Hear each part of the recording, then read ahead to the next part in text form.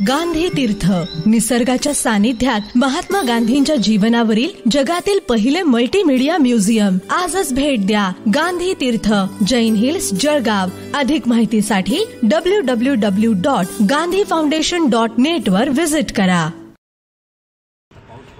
इसमें ये पुरातन वास्तु में ये जो सिटी सर्वे नंबर 1100 है, ये मुस्लिम लोगों ने उस पर ट्रस्ट बनाई है जो जुम्मा मस्जिद ट्रस्ट नाम से प्रसिद्ध है. तो उन्होंने जो ट्रस्ट बनाई उसके अंदर सिटी सर्वे नंबर 11 से का उल्लेख किया नहीं है, क्योंकि जो उल्लेख किया है वो खेत ज़मीन का किया है जो यहाँ से 4 किलोमीटर दूर है. तो हमारा कहना यही है कि यहाँ पर कब्जा और उधर का मेंशन ज़मीन खेत खलिहान की, तो खेत खलिहान में इन्होंने जाना चाहिए. वहाँ पर जब ट्रस्ट स्थापन किया है, यहाँ पर उनका रहने का उद्देश्य क्या है? क्योंकि इस पे मदरसा चलाना या नमाज पढ़ना, सरकारी ज़मीन एक्वायर कर लेना, ये गलत बात है. जो हमने मेहरबान कोर्ट यानी न्यायाधीशों से या जिलाधिकारी से किया और उनको अर्जी दे के बात किया है कि आपकी ज़मीन आपने वापस लेना चाहिए, क्योंकि ऐसे ऐसे इस पर गलत ऊपर ये चल रहा है और उसके अंदर बांधकाम भी हो रहा है जो इलीगली है. तो इनको ये ट्रेस पासर लोग इनको यहाँ से निकालिए. ऐसे हमने की और ये हम खुद के लिए मांग ही नहीं रहे. हमारा कहना है कि सरकार की ज़मीन सरकार ने वापस लेना चाहिए. तो ये हमने उनको निर्देश दिए, फिर कर दिया, एविडेंस भी प्रूव कर दिया है कि ये सरकार की है और सरकार ने इसको लेना चाहिए. 4 बार सुनवाई हुई आज तक. 3 तारीख बाद में, 7 तारीख बाद में, ये तुम्हारी 11 तारीख और 13 तारीख. 11 में इसमें मेहरबान कोर्ट ने आदेश पारित किया 144 कलम लगाने का, और 144 और 145 ऐसा कलम वहाँ लगे हुए हैं. तो इसमें यानी खाली वो जगह के लिए वो है, पूरे गांव के लिए, शहर के लिए नहीं है. तो वहाँ पर किसी ने अलाउ नहीं है किसी को, और उन्होंने परवानगी यानी जो है जो उसमें ये बंद हुआ है. मदरसा वगैरह वहाँ बंद हो गया. वो कंटिन्यू अंतरिम आदेश आज तक के था. आज के 11 बज के रात में 11:59 तक. आज आगे का आदेश साफ देंगे. आज जिलाधिकारी कार्यालय में जो युक्तिवाद हुआ जी, तो इसमें कुछ निर्णय आया है या निर्णय प्रलंबित है? क्या कहा? नहीं सर, वो इसमें भी टाइम पास जैसी बात हुई है. जो मुद्दे उन्होंने 13 तारीख को ये किए थे, वही मुद्दे और वही सब डॉक्यूमेंट्स. आज तक कोई नया डॉक्यूमेंट्स यहाँ आया नहीं है. वो पूरा समय इसी में गया है. जो 11 में था वो 13 में हुआ. 13 की तारीख आज की 18 की भी गई. अभी 27 तारीख तक उनको खाली टाइम पास करना या उसको इसमें ज़्यादा से ज़्यादा ये वक्त देना, ऐसी ये बात हो रही है.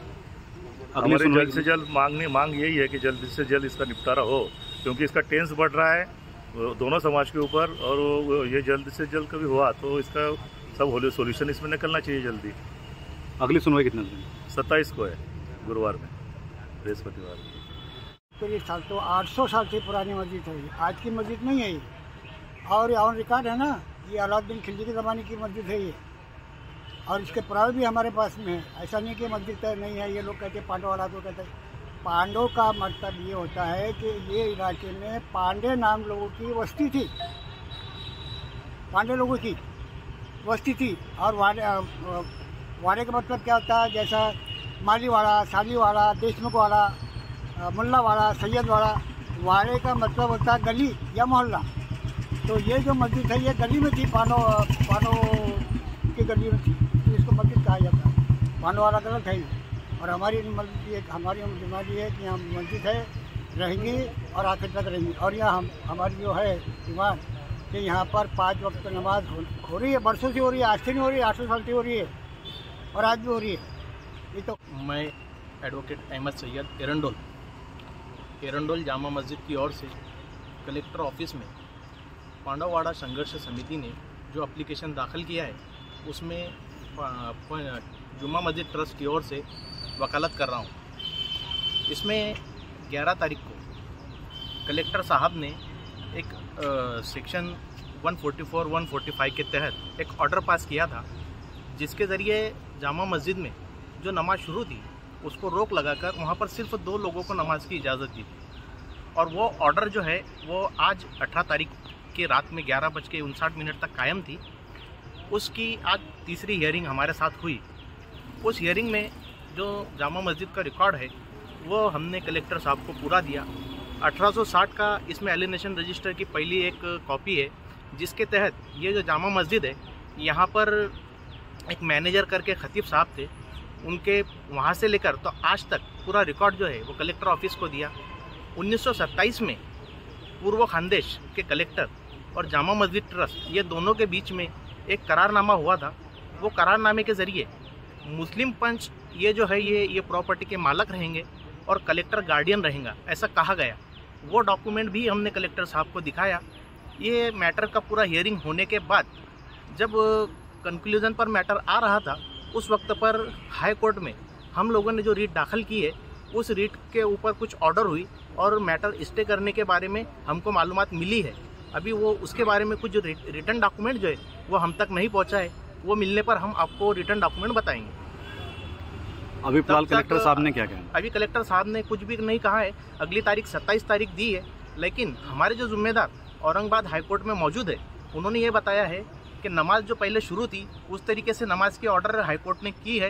यानी कलेक्टर साहब ने 11 तारीख को जो ऑर्डर की है, उस ऑर्डर को हाईकोर्ट ने क्वैश किया है, सेट असाइड किया है। और अगली वहाँ से ऑर्डर मिलने के बाद अगली प्रोसिजर जो भी है वो हम आप लोगों को बताते हैं। याच्यामध्ये प्रकरणाची मूळ पार्श्वभूमी अशी आहे, एरंडोल येथील सिटी सर्वे नंबर 1100 हे मूळची पांडववाडा म्हणून वास्तू प्रसिद्ध होती आणि ही सरकारच्या मालकीची आहे। याच्यावर जुम्मा मशीद ट्रस्ट यांनी बेकायदेशीर कब्जा करून त्याच्यावर अनधिकृत बांधकाम केलेलं आहे। म्हणून आम्ही मेहरबान कलेक्टर साहेबांकडे तक्रार दाखल केली होती की यांना जुम्मा मशीद ट्रस्टने जे काही बेकायदेशीर बांधकाम केलेलं आहे ते पाडून टाकण्यात यावे आणि त्यांना बाहेर काढण्यात यावं। म्हणजे मशीद त्या ठिकाणी नसावी अशी तुमची मागणी? नाहीच आहे। डॉक्युमेंटरी एव्हिडन्स आमच्याकडे 1640 पासूनचे मूळ दस्ताव उपलब्ध आहेत। आम्ही ते कलेक्टर साहेबांना दाखवलेले आहेत, दिलेलेही आहेत आणि तिथं कुठल्याही प्रकारचं त्यांचा मालकी हक्क नाही किंवा कब्जेदार नाही। आज झालेल्या युक्तिवादात कुठले महत्त्वाचे मुद्दे होते जे असं आपणास वाटतं की याच्यात त्यांनी असं म्हटलेलं की आम्ही वक्फची प्रॉपर्टी आहे आणि कुठल्याही प्रकारची वक्फची प्रॉपर्टीने त्यांनीच रजिस्ट्रेशन केलेलं आहे, त्याच्यात ह्या प्रॉपर्टीचा उल्लेखच नाही सिटी सर्वे नंबर 1100चा।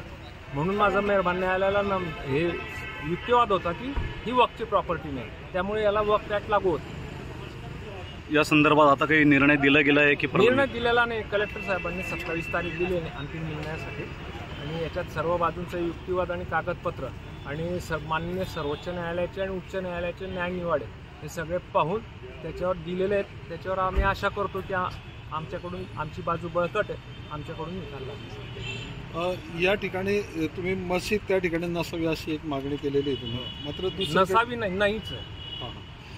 पण आता तिथे त्यांनी तर म्हटलं की या ठिकाणी पुरावे आहेत, इतक्या वर्षांपासून त्या ठिकाणी नमाज होते। कुठलेही कॉन्क्रीट पुरावे नाही आमच्याकडे, सर्व मूळ दस्त आहेत। त्यांनी सगळ्या युक्तिवादामध्ये आणि खुलास्यामध्ये असे कुठलेही मूळ दस्त उपलब्ध करून दिलेले नाही। मालकी हक्क पण नाही आणि कब्जेदार पण नाही आहेत। असे कुठलेही दस्त मालकी हक्काचा पुरावा आणि कब्जेदार असल्याचा पुरावा असा कुठलाही दिलेला नाही। मग तुम्ही म्हणता एकीकडे की पुरावा नाही आहे, मग त्यांना तिथनं त्या मशिदीत बाहेर अतिक्रमण काढण्यात यावं हे असं का सांगतात? मशिदीमध्ये केलेलं आहे, म्हणजे त्या पांडववाड्यामध्ये अतिक्रमण केलेलं आहे मधल्या भागामध्ये। आमची ती मागणी की तिथे काय पांडववाड्यात काय आहे? तिथं काही अनधिकृत थडगे बांधले गेलेले आहेत आणि तिथं बेकायदेशीर मदरसा चालतो। आम्ही ते बंद करण्याची मागणी केली। वाड्यात मशीद बांधली गेली असं म्हणणं आहे? मशीद नाही, थडगे आणि बेकायदेशीर मदरसा चालतो, ते आमची बंद करायची मागणी होती। कलेक्टर साहेबांनी 11 तारखेला अंतरिम आदेशामध्ये ते मदरसे आणि ते सगळं बंद केलेलं आहे। तुमचं नाव? मी ॲडव्होकेट राहुल पारेख, पांडववाडा संघर्ष समितीतर्फे वकील। सर क्या मामला है आज जलगांव एरंडोल के तहसील में मस्जिद के मामले? जलगांव तहसील के जलगांव जिला कलेक्टर साहब के सामने जो है एरंडोल के कुछ रहवासी जो है जिन्होंने खुद को बताया है कि वो पांडववाड़ा बचाव समिति के पदाधिकारी है, उन लोगों ने एक एप्लीकेशन दाखिल किया हुआ है मई 2023 में कलेक्टर साहब के पास। उसमें उन्होंने मांगनी की है कि जुम्मा मस्जिद ट्रस्ट के जो ट्रस्टी है वो CTS नंबर 1100 ये ज़मीन के अंदर अनधिकृतपने बोले तो बेकायदेशीर या जिसको बोलेंगे कि कानून के खिलाफ जाके उन्होंने ट्रेसपास किया है करके, इसलिए उनको ट्रेसपास जो है उनसे वहाँ से उनको निकाला जाए। उन्होंने जो जुम्मा मस्जिद ट्रस्ट वालों ने कुछ वहाँ पे अतिक्रमण किया है, बांधकाम किया है, इंक्रोचमेंट किया हुआ है, वो भी निकाला जाए करके, इसलिए उन्होंने वो अर्जी फाइल की है। उसकी हियरिंग आज हुई है कलेक्टर साहब के सामने। क्या इसमें कोई निर्णय है? अगली तारीख दी गई है उसमें जो है कलेक्टर साहब ने 11 जुलाई 2023 को ऑर्डर की थी कि वहाँ पर जो है कायदा और सुव्यवस्था का प्रश्न उपस्थित ना हो, इस वजह से जो है अगली हियरिंग की फाइनल हियरिंग होने तक के जो है 2 लोगों को नमाज पठन करने के लिए परवानगी दी है। और वो ऑर्डर अभी तक कायम रही है और अब अगली हियरिंग जो 27/7/2023 को रखी गई। इसी दौरान जो है ट्रस्ट के लोग जो है माननीय उच्च न्यायालय में गए, तो उसका कुछ निर्णय आया है या प्रलंबित है? जुम्मा मस्जिद ट्रस्ट के लोगों ने जो है उच्च न्यायालय औरंगाबाद बेंच के सामने जो है एक रिट याचिका दाखिल की है। उसके आज कुछ हियरिंग होगी, जो ऑर्डर हुई है, ऑर्डर क्या हुई वो अभी तक समझ में ना आने के कारण उस बारे में भाष्य नहीं किया जा सकता। इसमें आर्कियोलॉजी डिपार्टमेंट की भी मांग की गई है, क्या मामला है कि एक मैप के दौरान 1977 के अंदर जो है गवर्नमेंट रेजोल्यूशन पास हुआ है, जिसको कि हम गैजेट बोलते हैं। वो गैजेट के अंदर ये प्रॉपर्टी जो है सिक्योर्ड की गई है एज एन आर्कियोलॉजिकल मॉन्यूमेंट बोल के। उस गैजेट के अंदर ही दिया गया है कि वहाँ पे मस्जिद है करके, और आर्कियोलॉजिकल डिपार्टमेंट वालों के 7/7/2023 का जो उनका खुलासा उन्होंने कलेक्टर साहब को दिया है, उसके अंदर भी उनका कहना है कि उनको नमाज पठन करने के लिए जो मुस्लिम लोगों को अगर करते हैं तो उनका कोई ऑब्जेक्शन नहीं। आपकी अभी मांग क्या रहेगी? हमारी मांग है कि जो वहाँ पर जो चल रहा है वहाँ पर नमाज पठन के लिए वो रोका ना जाए, वो वहाँ पर वैसे ही रखा जाए। वो वहाँ पर की वजह से कोई जातीय तेड़ निर्माण होना या किसी को कुछ कायदा और सुव्यवस्था का प्रश्न निर्माण होना, ऐसा कुछ भी नहीं। सर, वो 1100 सर्वे नंबर की कुछ बात कर रहे कि वो है नहीं। सिटी सर्वे नंबर 1100 की जो ज़मीन है वो गवर्नमेंट की है, और वो 1927 के पहले से जो है मुस्लिम लोगों के द्वारा जो है वहाँ पे नमाज पढ़ने के लिए इस्तेमाल हो रही है, ऐसा गवर्नमेंट रिकॉर्ड आज तक का बताता है। सर, आपका परिचय? रहीम पिंजारी, जलगांव जिला न्यायालय, Jalgaon. Thank you so much sir.